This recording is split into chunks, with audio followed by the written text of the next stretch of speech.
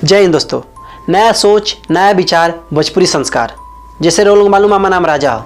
आज इस बिजनेस के बारे में आज हम कुछ अलग टॉपिक पर बात करे बनी। बहुत ही जबरदस्त, बहुत ही अच्छा टॉपिक बा। नशा, सुरती गुटखा के नशा जौन आजकल गांव में छा गई बा, गांव गांव में, देहात देहात में छा गई बा। तो आज ओकरा हम गहराई में जाए बनी। अगर वो लोगों की हिम्मत बा तो ये वीडियो के ध्यान से देखी। अगर वो लोग चाहते नहीं अपना बच्चा सन के नशा से बचावे के तो ये वीडियो के ध्यान से देखी। और कहीं ध्यान बा तो ध्यान के वीडियो की तरफ मोड़ दी, तब ये बात के गहराई समझ में आई। आज हम बहुत ही गहराई में जाए बनी। तो जैसे देखी, अगर वह के नशा के इफेक्ट देखे के बा तो वह जाके देखी हॉस्पिटल में कितना लाखों लोग पड़ल बा। कहीं है न सड़ गई, कहीं है न सड़ल बा, कहीं है न किडनी खराब हो जाता, इतना दिक्कत होता। अगर वह के देखे के बा तो जाके हॉस्पिटल में देखी। गांव गांव के छोटा छोटा बच्चा नशा करत रसन, छोट छोट बच्चा नशा करत रसन। का है ओको जन सबसे जड़ बा, जन मेन कारण बा, कहाँ से सीखत रसन।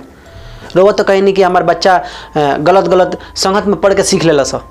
का ई सच बा? सच नहीं है, झूठ बा। केहू के गलत संगत में ना पढ़ के सीखेला सन। रोवा खुद सिखावनी अपना लड़के के नशा करे के, रोवा खुद सिखावनी। हमें कोनो झूठ नहीं है, सच बा। रोवा ध्यान से समझी, ये वीडियो को ध्यान से देखी। आज हम गहराई में कहीं जाता नहीं। देखी, बच्चा एगो नादान बच्चा होला सन, ओकनी के जावना साचा में ढलाई उस साचा में ढल जाला सन। तो रोवा कौना साचा में ढाले नहीं, रोवा ध्यान से समझी। बेड होके चाहे चौकी होके चाहे कोनो भी ऐसा बिछावना होके जब पर रोवा सुते नहीं। और बच्चा बहुत छोट बा, ओकरा खिलावना चाहिए, लेकिन वो खिलावना ना देवनी। ओकरा खिलावनी कथी से? सुरती के पुड़िया से। मजा के बात बा, समझी, ध्यान से समझी। चुनौती से, शिखर के पत्ता से रोवा खिलावे नहीं ओकरा के। ऐसे के सिरहाने रोवा धरे नहीं, सिरहानी मतलब तकिया के नीचे रोवा धरे नहीं।